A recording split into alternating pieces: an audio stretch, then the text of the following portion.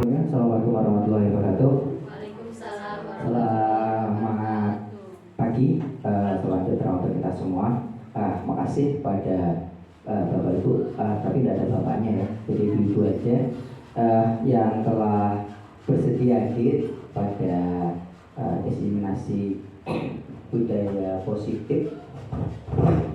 Kebetulan di tugas akhir kami sebagai TGP di modul 1 PT4 ini adalah mendiseminasi, jadi menolakkan kepada warga sekolah. Jadi Bapak Ibu bisa mengambil manfaat atau mengambil sesuatu yang positif dari modul yang kami pelajari. Sebelum kita mulai acara pada pagi hari ini, kita berdoa semoga acara kita dapat berjalan dengan lancar, kita dapat menghasilkan sesuatu yang bermanfaat untuk diri kita, sekolah, dan masyarakat. Berdoa menurut agama dan percaya masing-masing, dipersilakan.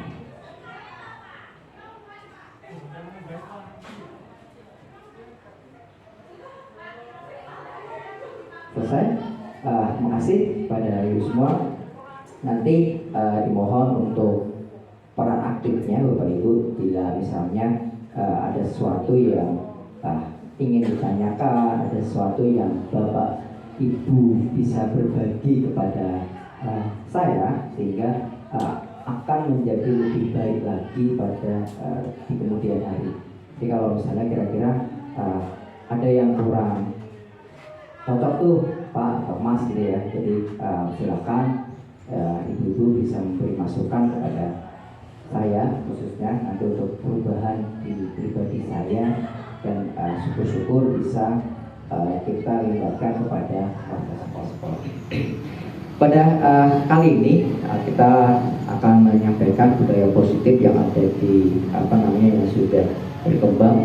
Jadi nanti bagaimana sih kita menjadi seorang pendidik, gitu. Jadi seorang pendidik yang bisa benar-benar membimbing, mengarahkan, dan menuntun siswa kita agar mereka bisa berkembang sesuai dengan kodratnya, bisa dengan zamannya, dengan alamnya yang terkadang kita masih berpikiran ketika kamu mau masuk di pemasaran misalnya, atau kamu masuk di akuntansi, itu ya memang kamu harus bisa akuntansi, kamu harus bisa pemasaran dan sebagainya, sehingga kesempatan mereka untuk berkembang sesuai dengan kodratnya itu terbatasi. Nah, bagaimana nanti kita sebagai guru yang itu ya selama ini paradigma masih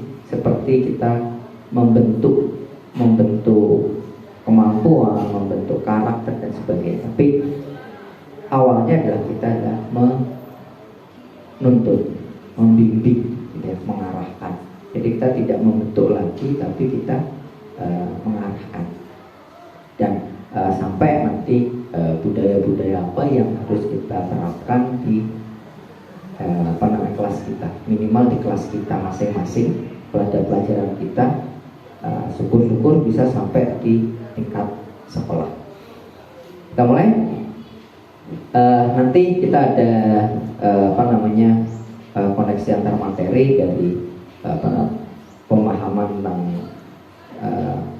pendidikan nasional. Di situ ada pandangan dari Gajah Dewantara, kemudian ada nilai dan peran guru penggerak, misi guru penggerak, dan model yang terakhir adalah budaya positif. Ya, nanti kita fokusnya pada di budaya positif. Oke, kita refresh dulu ya. Jadi Bapak Ibu bisa kita bersama merenungkan selama ini apa yang sudah kita laksanakan, apa yang sudah kita tindakan. Jadi mungkin ini yang sering kita hadapi gitu ya. Jadi nanti Bapak Ibu bisa mengumumkan setuju atau tidak setuju. Yang pertama, menghukum dapat mendisiplinkan anak. Setuju atau tidak? Tidak. Oke, Bu Aziza bilang tidak. Kenapa, Bu?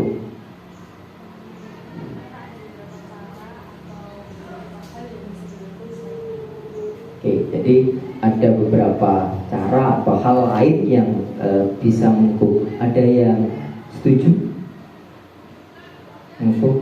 menghukum itu bisa mendisiplinkan anak. Tapi mindset kita selama ini ketika anak atau orang berbuat salah itu dihukum. Melanggar norma, melanggar aturan, melanggar tata tertib, itu pasti jatuhnya dihukum. Ya kan? Nah, jadi masih jadi hal-hal kecil seperti itu yang berdampak kepada anak. Oke, kita lanjut yang kedua. Pemberian hukuman dengan hal yang positif seperti membaca, membersihkan halaman sekolah dapat meningkatkan disiplin anak. Ayo. Jadi Jadi ini ya sama-sama hukuman tapi lebih positif. Seperti kamu membaca materi ini, kamu silakan nanti memilah daun yang kering dan daun yang itu untuk jadikan suatu pupuk kompos misalnya. Ya. Oke, kembali. Memberi hukuman dengan hal yang positif dapat meningkatkan disiplin anak. Jadi lagi tadi melanggar kita hukum meningkatkan disiplin. Sekarang berkembang lagi, ada istilahnya yang lebih positif lah. Hukuman, sama-sama hukuman tapi lebih positif. Sama tadi kalau misalnya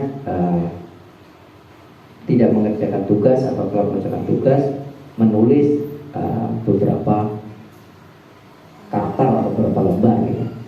Bisa mendisiplinkan anak tidak? Bisa. Kenapa, Bu? Ya.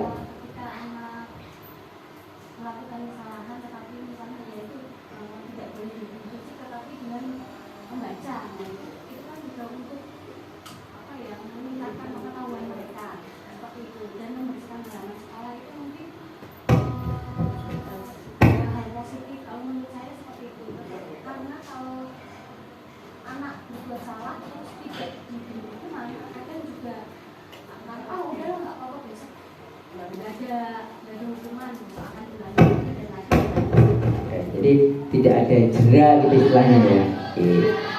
Jadi sesuatu yang membuat jera atau yang membuat mereka berpikir bahwa apa yang mereka lakukan itu salah. Oke, yang ketiga, memberi penghargaan dapat meningkatkan motivasi belajar. Bisa ya? Setuju? Setuju. Oke.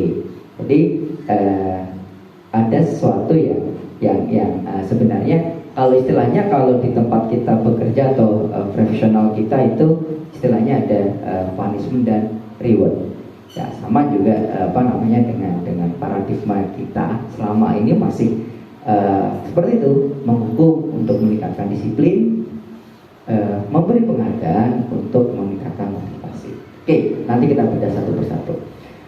Kita lanjut ke paradigma yang masih kurang pas ya, yang kita kupas lagi. Apa sih sebenarnya paradigma yang ada yang selama ini masih berlaku, tetapi itu sebenarnya kurang pas. Jadi sehingga sebisa mungkin itu kita tekan, kita kurangi gitu ya, sehingga paradigma ini bisa berkurang. Oke, yang pertama kita masih menganggap tadi sudah sesuai dengan di intro di awal, siswa itu seperti lembar kertas kosong. Kita sebagai pendidik yang mengukirnya, kita yang menulisnya. Nah itu masih paradigma yang salah atau yang tidak salah ya, keliru ya. Karena siswa itu sudah punya kodrat alam, kodrat bawaan istilahnya. Jadi kodrat alam itu tentang siswa tersebut. Jadi ya sama lah, contoh real mungkin Bapak Ibu sudah pernah mengajar di sekarang berarti kelas 12 BDP 2, Mas Zainal pernah belum? Mungkin ya, pernah ya. Oke, Mas Zainal itu kodrat alamnya di seni peran dan seni tari.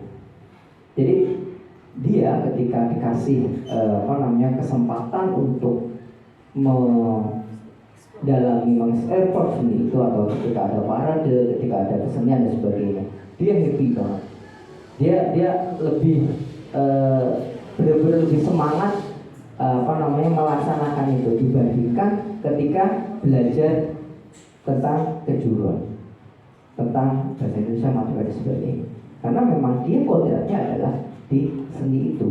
Nah, tapi karena dia itu memang menjalani pendidikan dan kebetulan jurusannya di pemasaran, jadi mau tidak mau dia tetap akan mempelajari tentang pemasaran. Mau tidak mau dia harus mengajari matematika, mau tidak mau dia tetap harus belajar bahasa Indonesia. Ya, itu sebenarnya bagaimana sih kita sebagai pembimbing tetap memberikan haknya dia tentang pengetahuan, tetapi tetap memberi kesempatan seluas-luasnya tentang kodratnya sebagai seorang seniman. Nah, jadi tidak, siswa itu bukan seperti lembaran yang kertas putih yang kita bisa menulis apa saja tentang kita. Begitupun juga kita sebagai orang tua juga tidak seperti itu. Anak itu punya kodratnya masing-masing, tapi kita bisa mengarahkan, bukan menuliskan, tapi kita bisa mengarahkan. Oke, paradigma yang kedua, guru punya keinginan kuat untuk membentuk siswa sesuai dengan apa yang diinginkan, sehingga muncul sikap dan perilaku menuntut ya anak supaya melakukan apa yang guru inginkan, dan guru itu merasa yang paling tadi sama kembali lagi karena kita ya merasa bahwa kita itu sebagai guru, kita sebagai orang tua, dan mereka murid yang menuntun ilmu yang kita anggap mereka adalah ingin mendapat ilmu dari kita. Nah, jadi dan tadi paradigmanya kita adalah kita masih membentuk mereka, sesuai dengan apa yang kita mau. Terkadang ada ya, misalnya kamu matematika di aljabar harus dapat nilai 100, di guru sejarah juga seperti itu, di guru geografi juga seperti itu, IPA ya, bahasa Indonesia dan sebagainya. Itu kan kita kan tetap menuntut mereka, jadi mereka harus serba bisa, sedangkan kodratnya mereka bukan di situ. Tapi kewajiban kita tetap memberi ilmu yang kita miliki kepada dia. Tapi tidak membebaskan ya, bukan dalam artian oke kita nuntun musakaramu yang nanti ya, tidak seperti itu. Tapi tetap mengarahkan bagaimana sih yang terbaik buat mereka. Yang ketiga, guru menginginkan siswa menjadi siswa yang baik dalam sisi akademik dan non akademik. Jadi ya, dengan memberi motivasi pada diri anak dengan iming-iming nilai yang bagus, reward yang ada. Jadi tadi kalau kamu dapat nilai bagus, nanti bapak kasih jajan. Kalau kamu aktif, nanti dapat nilai yang baik. Nah, jadi paradigma ini ya harus kita harus mulai kita rubah sesuai dengan filosofi pendidikan nasional. Lanjut, guru dalam membentuk karakter siswa yang baik dan benar dengan cara mendisiplinkan. Kita kembali tadi ke pertanyaan yang awal, mendisiplinkan dengan harapan siswa itu jadi lebih baik. Nah, jadi itu yang masih harus kita rubah. Oke, kita lanjut ke filosofi Gajah Dewantara ya. Jadi sama mungkin Bapak Ibu, pertama kali kami mengikuti program di CGB ini, itu modul dulu yang paling awal, yang pertama adalah tentang pandangan dan jadwal. Dan itu membuat saya pribadi ibarat kata tercengang. Yang belum sampai detik ini ya, sampai kemarin kita dapat materi itu belum terpikirkan sama sekali. Harusnya seperti apa sih kita sebagai pendidik atau sebagai guru ya. Anak-anak hidup dan tumbuh sesuai dengan kodratnya sendiri. Pendidik hanya dapat merawat, menuntun tumbuh kodrat tersebut. Jadi tadi anak siswa itu punya kodratnya masing-masing. Kita hanya merawat saja dan menuntunnya saja. Ini juga berlaku pada anak-anak kita, siswa kita, murid-murid kita. Jadi mereka sudah punya kodratnya masing-masing, sudah punya garisnya masing-masing. Nah, tugas kita hanya merawatnya saja, memunculkan kodrat tersebut, menuntun supaya anak sesuai dengan kodratnya.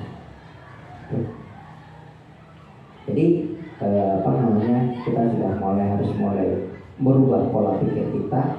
Oh iya, memang harusnya seperti itu. Jangan sampai kita belajar ya, kalau pelajaran kok dapat bagus di pelajaran itu. Kembali lagi, kita kalau kelas lagi ya, pelajaran saya kasih nilai bagus, kamu dapat mengerjakan secara bagus. Nah, itu harus kita mulai berubah.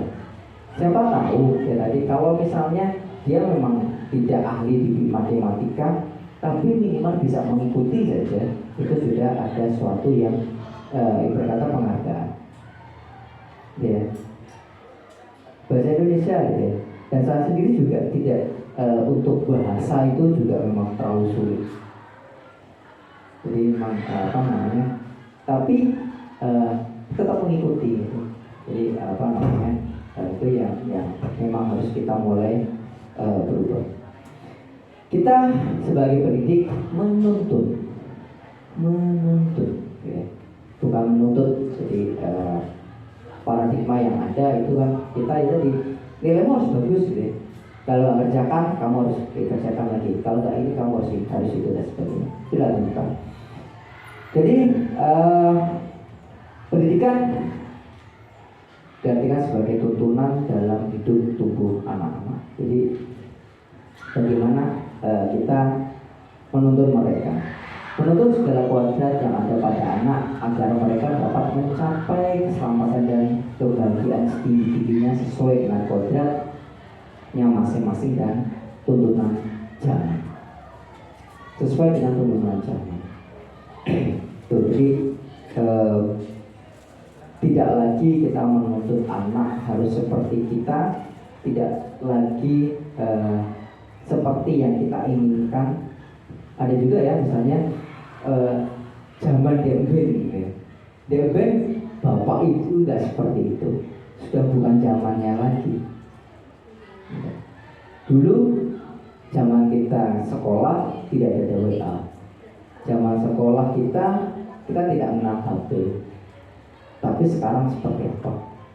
Ya, jadi bukan lagi menuntut dan membandingkan dengan zaman kita, tapi kita menuntut mereka sesuai dengan kodratnya dan zaman mereka saat ini. Jadi kita tetap menyesuaikan supaya anak kita juga tidak tergilas oleh zaman. Pembelajaran, terus media, cara penyampaian dan sebagainya juga sesuaikan dengan perkembangan anak. Tidak harus sama dengan kita yang terima oleh guru-guru kita, tapi untuk inti materinya tetap sesuai dengan kaidah yang ada di ilmuwan. Lanjut. Pendidik tuntunan ya, pendidik sebagai tuntunan dalam hidup tumbuh anak. Jadi silakan menuntun segala kodrat yang ada pada anak supaya mereka dapat mencapai dari kebahagiaan keselamatan yang setinggi-tingginya. dan diterima baik oleh masyarakat. Oke, kita lanjut. Hidup tumbuhnya anak terletak di luar kecakapan atau kehendak kita kaum pendidik. Anak sebagai makhluk manusia bergaya hidup sehingga mereka hidup sesuai dengan kodratnya masing-masing. Jadi mereka biar tumbuh. Jadi kecakapan mereka, kemudian kehendak mereka jangan sesuai dengan apa yang kita mau, tetapi apa yang sudah digariskan oleh Sang Pencipta untuk mereka.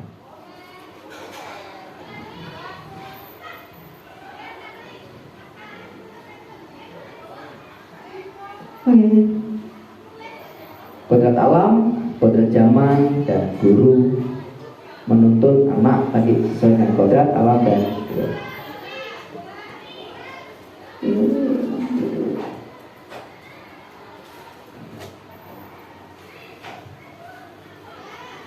Oke, jadi ya tadi kita atur tentang pendidikan. Jadi untuk pendidikan dan pengalaman itu akan mempengaruhi tumbuh budi pekerti anak. Nah, ini yang harus kita tekankan ke siswa. Jadi siswa kita harus membentuk karakter di siswa. Kita tunggu dulu ada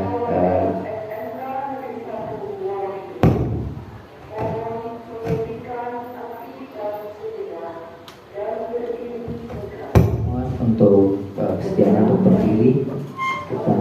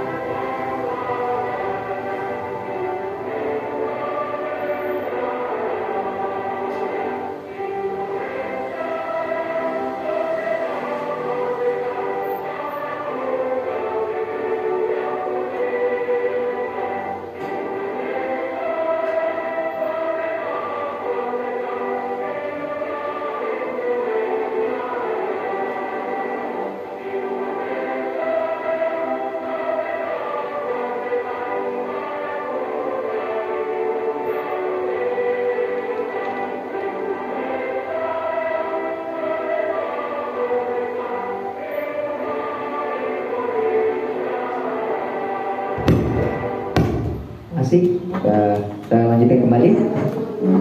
Jadi tujuannya adalah untuk kesempurnaan budi pekerti dan menjadikan manusia yang bijaksana. Jadi selain tadi kita menuntun di tentang kodrat anak, tapi kita juga tugas kita adalah menuntun anak untuk memiliki budi pekerti yang baik. Lanjut.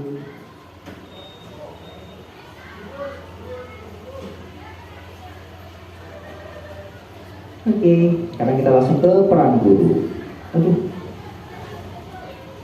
Oke, yang pertama adalah sebagai kalkulator. Jadi guru mampu mengidentifikasi, menggali dan mengoptimalkan potensi di anak. Jadi kita sebagai guru yang pertama adalah berperan sebagai katalis. Jadi bagaimana sih kita menggali kemampuan anak itu, kemudian mengoptimalkannya. Jadi kodratnya seperti apa? Tadi sama seperti Kak Zainal itu, dia kodratnya di seni, ya kita gali dia kesenian seperti apa.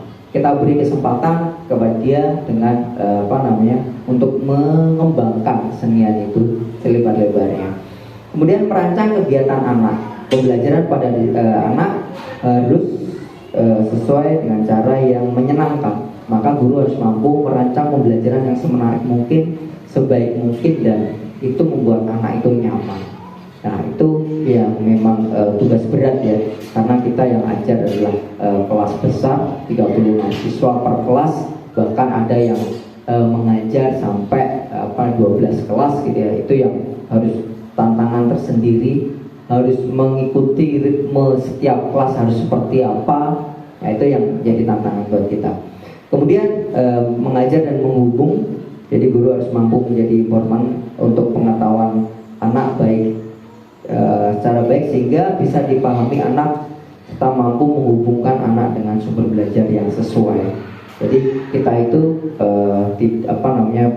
bukan menuntut lagi. Jadi bagaimana kita menghubungkan tentang kemampuan anak tersebut dengan sumber-sumber belajar yang relevan.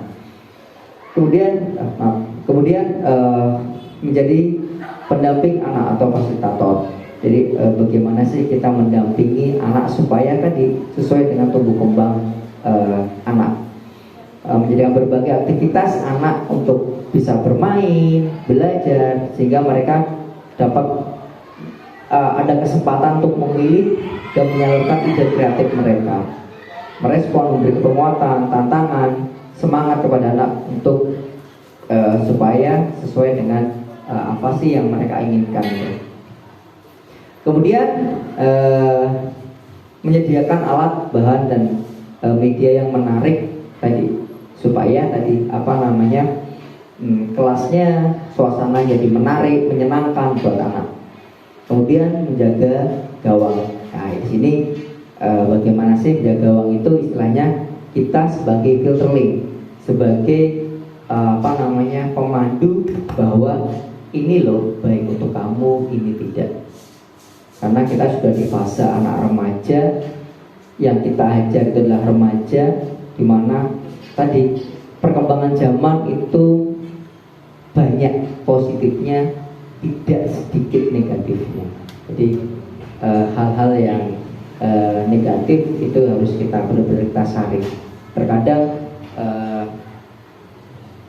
kita teliti, kita ketat saja, kita masih kecolongan. Jadi bagaimana sih harus menjadi benar-benar filter yang baik untuk anak-anak kita. Oke, kita ke inti materi. 30 menit itu belum sampai inti materi ya, masih di peran guru. Sekarang kita masuk ke disiplin positif. Disiplin positif, jadi kita tidak bisa mengontrol orang lain. Kita tidak bisa mengontrol orang lain itu seperti apa, tidak harus seperti kemauan kita. Dan kita hanya bisa mendisiplinkan. Jadi gimana ya, kehendak orang lain itu kita tidak bisa kontrol ya. Tapi di sini kita bisa memberi motivasi, memberi masukan kepada siswa kita supaya anak itu disiplin. Oke, kita jadi ke makna disiplin, belajar kontrol diri dengan menggali potensi yang ada agar tercapai tujuan yang mulia, yaitu menjadi suatu seorang yang diinginkan berdasarkan nilai-nilai yang kita hargai. Jadi disiplin itu apa sih? Kembali kita tadi ke yang pertama, disiplin itu apa? Oke, di sini disiplin adalah kita menjadi sesuatu yang diinginkan berdasarkan nilai-nilai. Nah, sedangkan nilai-nilai itu akan berbeda di setiap tempatnya. Nilai-nilai yang baik itu ada nilai-nilai yang secara umum kita kita kesepakati bersama, tapi ada nilai-nilai yang berbeda di setiap daerahnya, dan itu kita juga harus menyesuaikan. Kemudian semua perilaku memiliki tujuan. Jadi ada teori motivasi, sehingga untuk menghindari hukuman, untuk mendapat imbalan, itu jadi tujuannya. Jadi tujuannya apa sih gitu? Untuk mendapat keimbalan-kah? Tadi sama, kalau kita kita memberi imbalan kepada siswa, itu akan seperti apa? Atau siswa untuk menghindari hukuman atau menghindari punishment tadi. Kemudian atau untuk menghargai dirinya sendiri untuk dari nilai-nilai universal yang berlaku. Kemudian 5 posisi kontrol di kita itu ada yang pertama ada penghukum, ada membuat rasa bersalah, sebagai teman, sebagai pemantau, atau sebagai manajer. Nah, nanti dari 5 kontrol ini kita akan membuat segitiga distribusi. Tahapannya yang pertama adalah menstabilkan identitas. Jadi kalau misalnya anak itu membuat kesalahan, bagaimana kita menenangkan, bagaimana istilahnya membuat dia sadar bahwa apa yang dia lakukan itu tidak sesuai dengan nilai-nilai. Kita tidak bisa menentukan itu salah atau tidak. Bisa jadi apa yang dia anggap itu benar tidak sesuai dengan nilai-nilai yang ada. Makanya kita harus pertama menstabilkan identitas. Yang kedua memvalidasi kebutuhan. Kenapa sih mereka melakukan itu? Kenapa sih? Apa yang penyebab kenapa mereka bisa sampai seperti itu? Karena apa? Mungkin mereka butuh perhatian, mereka sesuatu yang kurang kebutuhan mereka. Ya. Kemudian yang terakhir adalah menanyakan keyakinan. Jadi apa sih yang dilanggar oleh mereka yang tidak sesuai dengan nilai-nilai yang ada. Oke, biasanya anak melanggar atau tidak sesuai dengan nilai-nilai itu tidak terpenuhi kebutuhan. Kita manusia itu ada 5 kebutuhan dasar yang ada pada manusia, gitu ya. Yang pertama adalah untuk bertahan hidup, kedua tentang penguasaan, jadi bagaimana dia menguasai dan sebagainya. Kemudian kasih sayang, jadi rasa perhatian, kasih sayang, dimengerti dan sebagainya. Kemudian tentang kesenangan, happy, saya mau berbuat ini, saya suka, ini saya senang dan sebagainya. Kemudian tentang kebebasan, anak-anak remaja itu maunya semau gue, gitu ya, bebas gitu. Makanya itu yang harus kita kontrol supaya tadi tindakan, tingkah laku dan pola pikir mereka itu tidak melanggar dari nilai-nilai yang berlaku. Lanjut, makna disiplin. Jadi sudah kita apa sih tuntutan kita? Disiplin. Sekarang kita bedah satu persatu apa itu disiplin. Yang pertama, disiplin adalah belajar. Kita kembali lagi ke kodrat kita belajar. Nah, tuh. Di sini berkonotasi dengan disiplin diri, ya. Kemudian disiplin diri membuat orang menggali potensi menuju suatu tujuan apa yang dia hargai. Jadi iya nih, saya mau pintar, jadi saya harus belajar. Saya mau tertib, ya berarti saya harus sesuai dengan aturan. Kemudian disiplin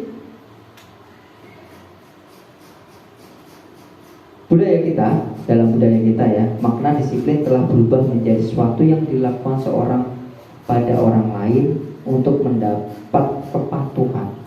Jadi siswa melaksanakan tata tertib supaya tadi tidak dihukum. Orang tadi memakai helm supaya tidak ditangkap oleh polisi.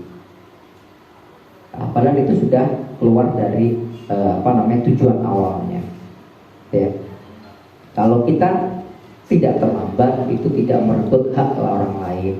Kalau kita memakai helm, itu menjaga keselamatan orang lain. Sebenarnya itu yang harus kita rubah mindsetnya. Kita membuang sampah pada tempatnya supaya apa? Tidak merenggut orang lain, tempatnya jadi kotor dan sebagainya. Nah, itu. Kemudian kecenderungan pada umumnya Disiplin dengan ketidaknyamanan, bukan dengan apa yang kita hargai atau yang kita capai tujuan mulianya. Jadi kedisiplinan itu jadi malah cenderung sesuai dengan apa yang kita hargai. Kepolisian, tertib dan sebagainya. Kalau tidak pakai helm, ditangkap polisi. Kalau tidak buang sampah tempatnya, berarti melanggar hukum atau mengotori tempat dan sebagainya. Nah, itu harus mulai kita berubah pola pikir kita, pandang kita. Oke, sekarang kita berlanjut ke nilai-nilai kebajikan universal. Nilai kebajikan adalah sifat positif manusia yang merupakan tujuan mulia yang diinginkan dicapai setiap individu. Nilai-nilai ini bersifat universal, lintas bahasa, lintas suku bangsa, lintas agama maupun latar belakang. Jadi setiap orang, setiap suku bangsa, setiap agama menganggap nilai ini baik atau mulia, ya. Jadi setiap perilaku atau perbuatan yang memiliki suatu tujuan, ya, itu adalah nilai-nilai kebajikan. Dengan mengaitkan nilai kebajikan yang kita yakin, yang diyakini seseorang akan memotivasi, jadi akan motivasinya akan tumbuh, gitu ya, dengan mengaitkan nilai-nilai kebajikan dengan keyakinan seseorang. Nilai-nilai kebajikan yang ingin dicapai oleh setiap anak, gitu ya, kita kenal dengan profil pelajar Pancasila. Jadi nilai-nilai kebajikan yang harus dicapai oleh siswa di Indonesia adalah nilai profil pelajar Pancasila. Ada beriman, mandiri, bernalar kritis, berkebinekaan global, bergotong royong, dan itu adalah nilai kebajikan yang harus dicapai oleh setiap anak di Indonesia. Lanjut, kita membahas 5 kontrol yang ada tadi di yang telah kita sampaikan di awal. Ada yang pertama, menghukum, membuat orang bersalah, membuat orang merasa bersalah. Kemudian teman, kita sebagai teman, atau kita sebagai pemantau, atau kita sebagai manajer.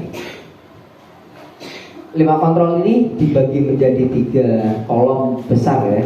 Yang pertama tentang identitas gagal, kontrol dari luar.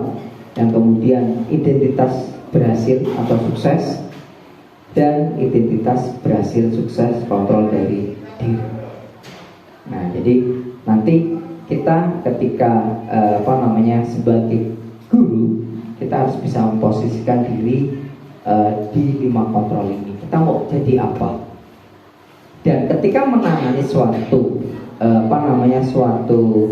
ketidaksesuaian dengan nilai, itu juga berbeda. Dan setiap individu itu juga kontrolnya juga berbeda. Jadi kita tidak tebas mentah, oh semua kita harus menjadi sebuah manajer, tidak semua kita harus teman. Itu juga harus disesuaikan dengan kondisi dari setiap siswa tersebut. Jadi bisa melihat tadi karakter anak ini seperti apa, kemudian apa sih yang keyakinan kelas yang dilanggar oleh anak ini, gitu. Oke, kita bahas satu persatu, mulai dari penghukum. Di penghukum, guru berbuat, menghardik, menunjuk, menyakiti, dan menyindir. Itu terkadang masih sering kita dengar. Jadi ada rekan kita atau bahkan kita sendiri dari yang sampai, ya, itu kita masih memposisikan sebagai penghukum. Jadi entah itu menghardik, entah itu istilahnya menyindir secara halus dan sebagainya. Maksudnya juga halus, tapi tetap saja itu menyindir, ya. Kemudian apa sih kata-kata atau yang guru lakukan kalau dia sebagai penghukum, gitu ya. Kalau kamu tidak melakukan tidak sesuai, awas kamu, ya. Kalau kamu tidak belajar dengan tertib, pandai belajar dengan rajin, nilai kamu akan jelek. Kalau kamu tidak tertib masuk pelajaran saya, nilai kamu, saya tidak akan beri nilai dan sebagainya. Itu sebagai memposisikan sebagai kognitif, dan itu masih sering kita lakukan. Bahkan saya pribadi masih terkadang masih melakukan ini untuk siswa kita. Kemudian hasilnya apa? Hasilnya siswa itu malah memberontak, tidak sesuai dengan keinginannya dan sebagainya. Jadi malah ada penolakan. Terus kaitannya dengan kualitas ya. Jadi murid meletakkan guru di luar kualitas. Jadi bahkan guru itu dianggap musuh oleh siswa kita. Jadi kalau guru itu masuk saya nggak mau. Kalau guru itu ngajar saya mau tidur aja, atau saya tidak mau memperhatikan dan sebagainya. Itu dampak dari menghukum. Kemudian murid akan berkata, biarin aja deh, ya dia mau ngomong mau apa dan sebagainya, ya saya nggak seperti. Karena apa? Anak sudah tidak interest lagi kalau untuk menghukum. Jadi malah cenderung nanti, apalagi kita punya yang kita bimbing, yang kita didik adalah remaja yang masih mencari jati diri, yang egonya masih istilahnya masih panas-panasnya, masih membara-baranya. Semakin kita tekan itu akan semakin berontak. Makanya sebisa mungkin untuk kontrol diri sebagai penghukum ini kita hindari. Kemudian dampaknya pada murid akan mengulangi kesalahannya lagi. Karena apa tadi? Karena sudah berontak. Yus lah karpe. Aku orang gara biji, orang gara PR ya kayak gini. Saya tidak mengerjakan tugas, ya paling mau dihukum. Ya setelah laksanakan. Kemudian sebagai membuat orang merasa bersalah. Ini juga masih gagal sebagai identitas. Yang pertama, bercerama. Jadi mengatakan seharusnya ibu kecewa, ibu tidak suka, bapak tidak mau seperti ini dan sebagainya. Itu jadi kita membuat siswa kita merasa bersalah. Ya, jadi harus saya tidak harus seperti ini. Kemudian apa sih yang dikatakan guru? Kamu seharusnya sudah tahu ibu lelah sekali, kamu harus nurut. Atau bapak sudah memberi materi yang itu, tapi kok kamu tidak perhatikan. Bapak sudah berdiri di sini, kalau capek ya sama-sama capek dan sebagainya. Itulah masih terkadang masih kita lakukan. Jadi mulai kita kurangi. Kemudian hasilnya apa? Anak itu akan menyembunyikan, akan berbohong, atau hanya membuat senang saja. Kalau kita masih memposisikan diri sebagai membuat rasa tidak bersalah, membuat rasa bersalah. Kemudian apa? Murid akan meletakkan guru dalam posisi berkualitas. Jadi ya masih benar sih, benar sih yang dikatakan oleh bapak ibu guru. Kemudian siswa akan merasa ya benar, saya salah bapak itu ibu. Kemudian hasilnya apa? Nanti dampaknya akan rendah diri. Jadi siswa tersebut akan merasa apa yang saya lakukan itu salah, apa yang saya tidak sesuai. Jadi dia nanti akan takut lagi, akan takut untuk berkembang. Itu yang tidak kita inginkan. Oke, kontrol yang ketiga adalah teman. Di sini akan kita membuat alasan untuk murid kita. Contohnya, ayolah lakukan demi ibu. Ya, kemudian masa kamu tidak mau? Ingat, tidak, ibu pernah menunggu kamu. Atau istilahnya kita memposisikan kita sebagai teman siswa kita. Nah, dampaknya apa? Dampaknya ketergantungan. Jadi siswa itu akan tergantung dengan kita. akan tergantung dengan kita. Jadi akan ulangi lagi karena dia tergantung dengan kita. Jadi di sini murid akan meletakkan guru sangat berkualitas, itu sangat penting karena guru itu anak tergantung pada gurunya. Terus murid akan berkata, saya pikir bapak atau ibu teman saya. Terima kasih. Jadi ya kedekatan kita dengan siswa itu juga terlalu dekat juga tidak baik, terlalu jauh juga tidak baik. Sebagai ibu dan anak hanya itu kaku, sebagai teman juga tidak baik juga gitu. Kemudian anak tidak bisa mandiri, anak akan lemah dan tergantung. Kemudian sebagai pemantau, pemantau itu menghitung atau mengukur dari apa yang sudah disepakati. Oke, apa yang dikatakan? Apa sih aturannya yang sudah kita buat? Apa sih peraturan sekolah dan sebagainya? Kemudian di sini hasilnya adalah siswa akan menyesuaikan diri dan tidak diawasi. Jadi siswa tadi dia kalau nggak diawasi ya nggak menyesuaikan diri gitu. Nah kemudian murid meletakkan dulu peraturan dan hukum di dunia yang berkualitas. Kemudian apa sih yang akan murid rasakan? Murid akan menitik beratkan pada sanksi atau hadiah yang mereka terima.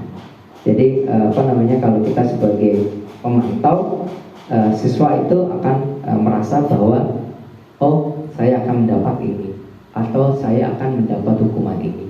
Nah itu. Kemudian sebagai manajer ya.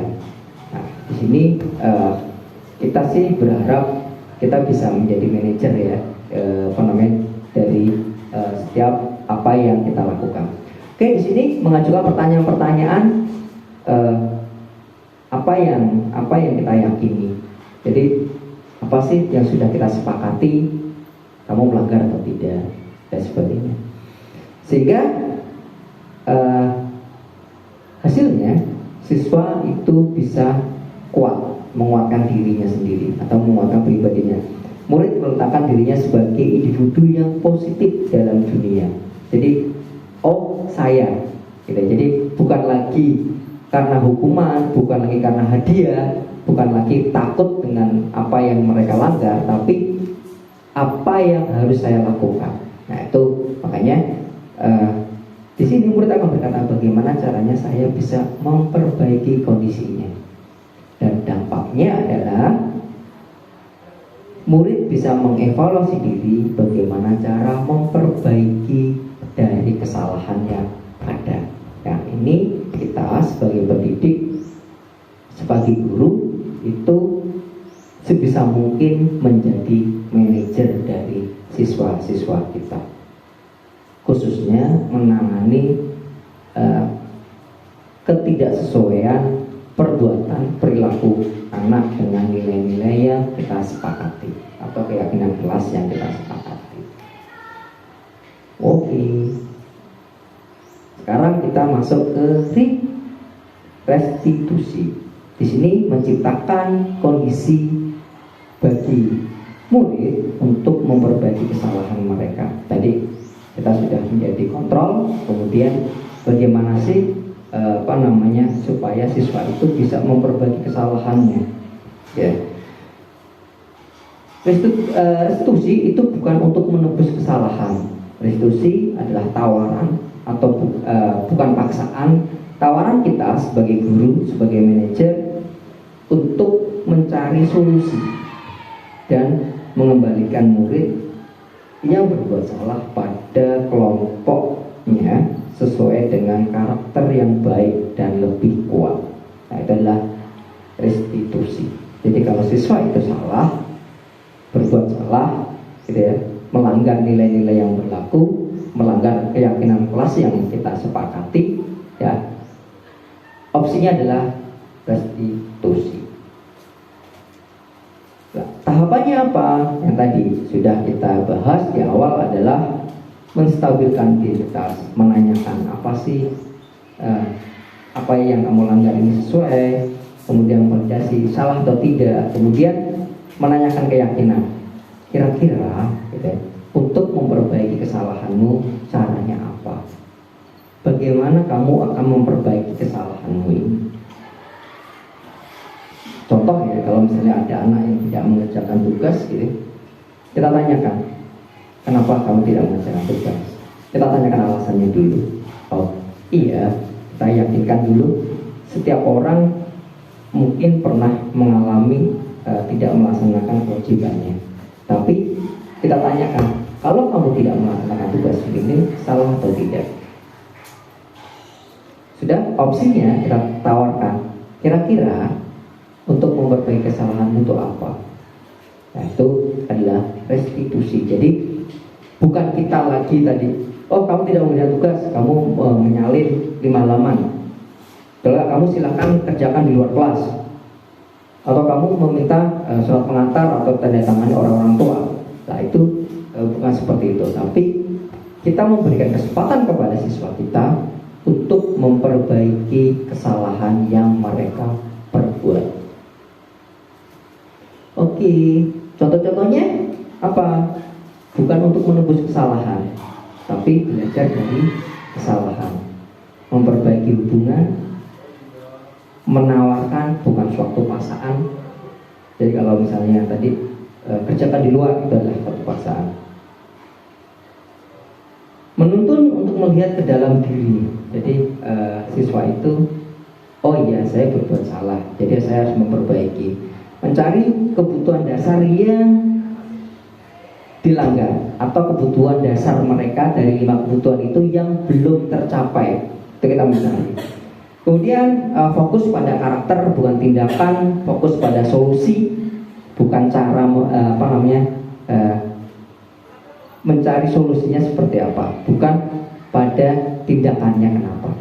Kemudian mengembalikan murid yang berbuat salah pada kelompoknya, tetapi murid tersebut sudah memiliki keyakinan yang baik, sudah memiliki kemampuan atau kekuatan yang lebih baik lagi, dan dia tidak akan melakukan kesalahan yang sama. Nah itu kita kembalikan pada kelompoknya, atau kalau misalnya di kelas ya di kelas, tuh. Kalau di masyarakat ya di masyarakat. Jadi bagaimana siswa tersebut bisa kembali pada kelompoknya dan dia menjadi lebih baik. Oke, kita lanjut langsung ke terakhir. Intervensi 30 detik. Kira-kira intervensi ini tujuannya adalah mengembalikan siswa tadi. Setelah kita intervensi, kita tanyakan, kemudian kita kembalikan lagi. Sekarang kita kira-kira apa sih yang menjadi kebutuhan oleh siswa tersebut? Apa sih kamu inginkan akan lebih baik lagi saat kamu sedang menjadi orang yang apa sih yang kamu inginkan? Apa sih yang cita-cita kamu, apa yang kamu harapkan dan sebagainya. Jadi anak tersebut akan merasa bahwa kebutuhannya dia terpenuhi, dia tidak diadili, dia merasa dibutuhkan, sehingga siswa tersebut akan kepercayaan dirinya akan lebih baik. Nah, demikian yang bisa saya sampaikan. Untuk selanjutnya kita bisa diskusi kira-kira yang bisa kita sepakati. Kita sebagai pendidik kita harus bisa lebih baik lagi ke depannya, lebih sesuai dan mengembangkan anak untuk sesuai dengan kodratnya. Tidak lagi kita menghukum, tidak lagi kita sesuai dengan tujuan kita. Itu yang harapan kita. Sebelum kita akhiri, ada yang kita diskusikan? Cukup? Cukup, oke. Terima kasih Bapak Ibu yang telah bersedia untuk mengikuti dari awal sampai akhir diseminasi dari saya, dan terima kasih peran aktifnya tadi. Kemudian kita tunggu perubahan-perubahan baiknya, kemudian kita saling memberi masukan kira-kira yang kurang dari diri saya apa, kita saling berkolaborasi untuk jadi lebih baik lagi. Demikian Bapak Ibu dari saya, semoga bisa bermanfaat untuk saya secara pribadi dan untuk Bapak Ibu semua, untuk kebaikan kita bersama, untuk kebaikan sekolah kita. Sebelum kita akhiri, kita berdoa semoga apa yang sudah kita dapatkan pada hari ini bisa bermanfaat buat kita bersama. Berdoa dimulai.